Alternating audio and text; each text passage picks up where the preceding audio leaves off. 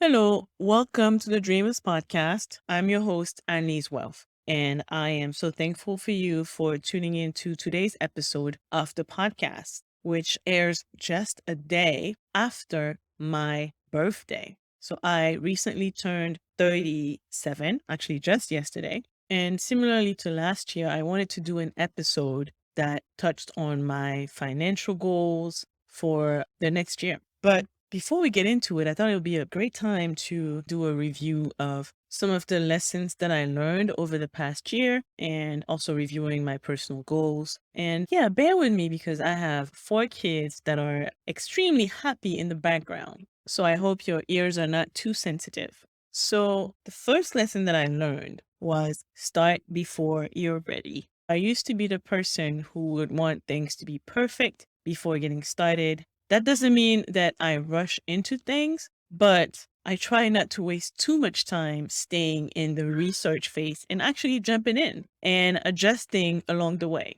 I applied that lesson multiple times last year, especially when launching the podcast and also when I launched my agency at the end of last year or 2021. And I'm glad I did because here we are today. I think that starting the podcast was one of the best investments I made in myself. And starting the agency has been this amazing adventure. And I'll talk more about that later in this episode. But starting before you're ready, because it's really hard to feel 100% ready, is one of the best lessons that I learned this past year.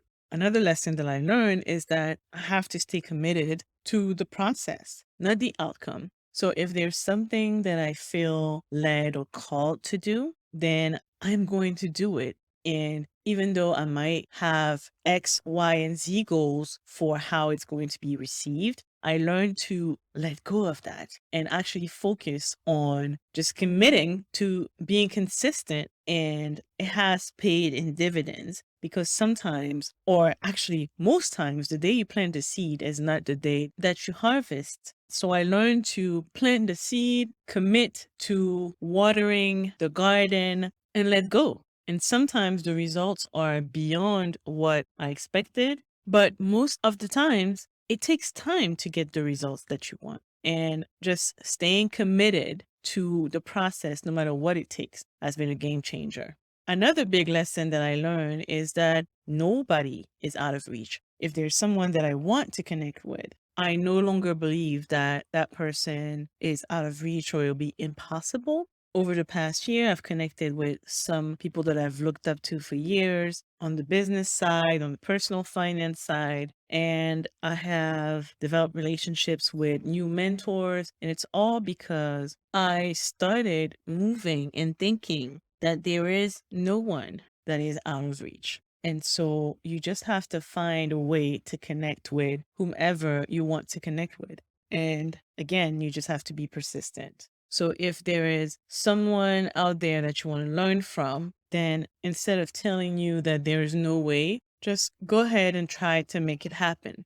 Another thing that the past year reinforced for me is really that you never know who's watching you. And one of my mentors, Patrice Washington, always says that there's always someone watching you who has the power to bless you. That is definitely something that the past year has reinforced for me in terms of some of the opportunities that I was able to go after. One of the financial lessons that I learned last year after interviewing so many amazing people is that really there are a ton, thousands actually, of ways that you can earn more money. And it can be so distracting. And focus is so important. So, does that mean that you only generate income through one source? No, I don't think so. I'm sure you've heard the statistics that most millionaires have 7 streams of income, but I do think that it's important to master your first stream of income and then master the next one and then so on and so forth instead of trying to do everything and basically whenever you hear that someone is earning money this way or that way, jumping on it.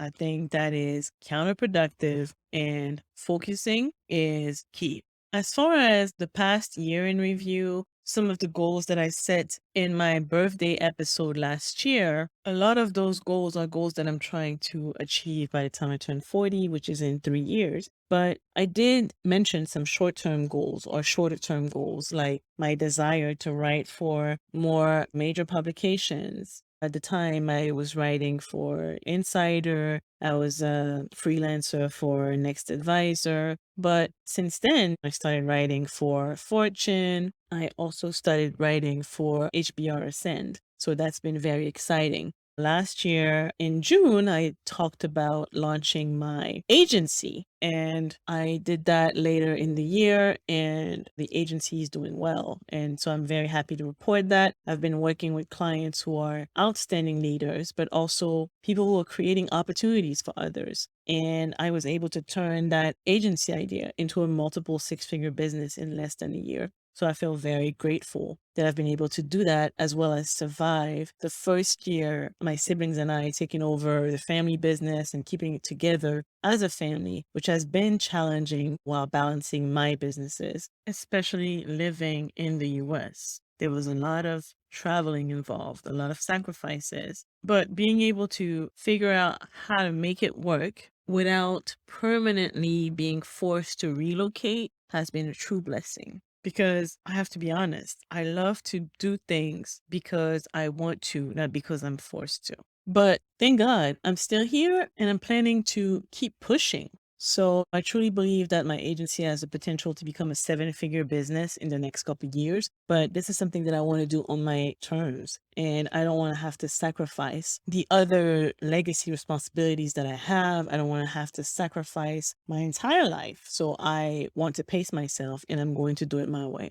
Now, I think that's the perfect time to talk about some of my goals for next year or until my next birthday. But this year again, I'm excited that I was able to travel on my birthday and spend quality time. This is the first time in a very long time that my entire family, we got together on my birthday. So that's my siblings, kids, and my mom. So we've been having a blast. But that being said, I did spend time reflecting, and I would like to share some of my financial goals for next year so that you can hold me accountable. All right. And so one of the goals that I have is to scale the agency business to 500,000 in revenue next year. Some of the personal finance goals that I have include creating two passive income streams or adding two passive income streams next year by my birthday, I should say, creating a plan to hire my twins into the business, pay them, and start their Roth IRAs.